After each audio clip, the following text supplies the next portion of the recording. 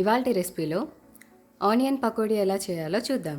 వాటికి కావాల్సిన ఇంగ్రీడియంట్స్: సన్నగా కట్ చేసి పెట్టుకున్న ఆనియన్స్, 3/4 కప్, హాఫ్ కప్ శనగపిండి, 1/4 కప్ బియ్యపిండి, 1 స్పూన్ పల్లీలు, 1 స్పూన్ క్రష్ చేసి పెట్టుకున్న ధనియాలు, 1 స్పూన్ ఉప్పు, హాఫ్ స్పూన్ కారం, చిటికెడు ఇంగువ, 1 స్పూన్ ధనియాల పొడి, garam masala, half spoon chaat masala, 1 spoon అల్లం వెల్లుల్లి పేస్ట్, 2 మిరపకాయలు, కొద్దిగా కరివేపాకు, హాఫ్ స్పూన్ జీలకర్ర, హాఫ్ స్పూన్ వామ్.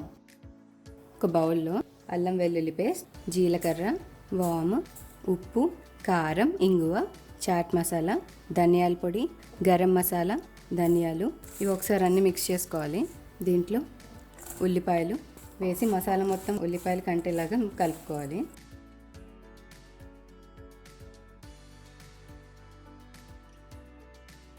ఇప్పుడు శనగపిండి, బియ్యపిండి వేసుకొని కలుపుకోవాలి. దీంట్లోనే కరివేపాకు, పచ్చిమిరపకాయలు, పల్లీలు. ఇప్పుడు కొద్దిగా వాటర్ వేసుకొని పిండి గట్టిగా కలుపుకోవాలి. మరీ పలుచగా ఉండకూడదు పకోడీలకి.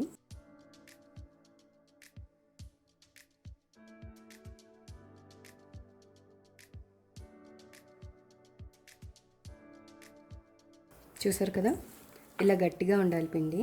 పిండి రెడీ అయిపోయింది. వీటిని ఫ్రై చేసుకుందాం. స్టవ్ ఆన్ చేసుకొని కడాయి పెట్టుకొని ఆయిల్ వేడి చేసుకోవాలి. ఆయిల్ వేడెక్కింది కదా, ఇలా స్ప్రెడ్ చేస్తూ వేయించుకుందాం.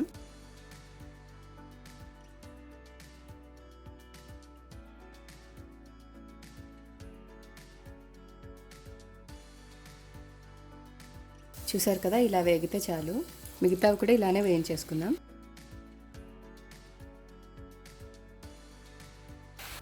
చూసారు కదా, వేడి క్రిస్పీ ఆనియన్ పకోడీ రెడీ.